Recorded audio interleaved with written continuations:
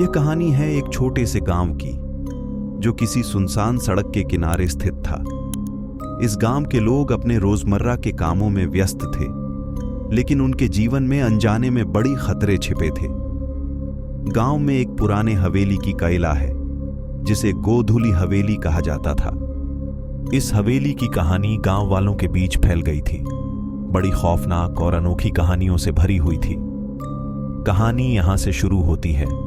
गोधुल्ली हवेली में रहने वाले एक युवक का नाम अर्जुन था। वह गांव के लोगों के बीच पॉपुलर था, लेकिन किसी को भी उसके बारे में अधिक नहीं पता था। गोधुल्ली हवेली की कहानियों के अलावा अर्जुन के बारे में कुछ ज्यादा नहीं जान पाने के कारण लोग उसके बारे में खूबसूरत अफवाहें बिना किसी सत्य के बारे में सोचते भी नहीं थे। एक दिन एक विदेशी यात्री गांव में आया।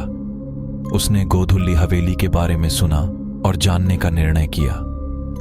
गांव के लोगों के डर के बावजूद वह हवेली में प्रवेश करने का निर्णय लिया।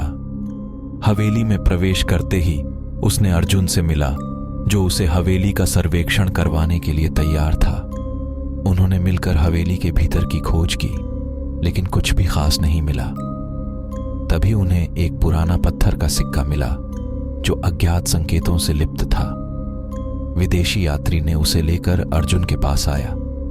अर्जुन ने उसे संकेतों को सुलझाने के लिए धन्यवाद दिया, लेकिन विदेशी यात्री को लगा कि इसमें कुछ गड़बड़ है।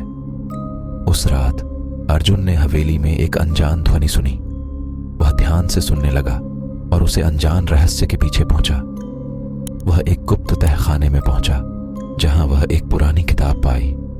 उसके आसपास कुछ अज्ञात लोग थे, जो अर्जुन के पीछे पड़ गए। उन्होंने अर्जुन को ध्वनि सुनने के लिए सराहा और कहा कि यह हवेली के अनजाने सिर में एक खजाना है। अर्जुन ने किताब को खोला और उसमें एक मानचित्र देखा, जिस पर विभिन्न संकेत थे जो खजाने की स्थिति की ओर इशारा कर रहे थे। वह लोगों के साथ चित्र को साझा किया और उन्हें अपने साथ खोजने के लिए आमंत्रित किया। गांव के लोग उत्साहित हो गए और साथ मिलकर खोज शुरू की। उन्होंने हवेली के हर कोने को चांदनी की रोशनी में जांचा और अंततः उन्हें खजाने का पता चला। खजाने में धातुओं की बड़ी एक संग्रहालय थी, जिसमें अनमोल गहने, सोने और चांदी के सिक्के थे। इसे देखकर सभी का मन मोह गया और उन्होंने आत्मसमर्पण से खजाने को सरकार के पास पहुंचाया। खजाने को सरकार ने स्वीकार किया और गांव के लोगों को बड़ी प्रशंसा और सम्मान दिया। अर्जुन को विशेष रूप से सम्मानित किया गया और उसका नाम गांव के लोगों के दिलों में स्थान बना लिया।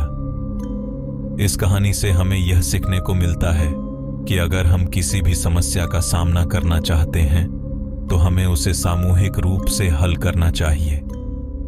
जब हम साथ मिलकर काम करते हैं, तो हमें सफलता का सामर्थ्य मिलता है और हम समस्याओं को आसानी से निपटा सकते हैं।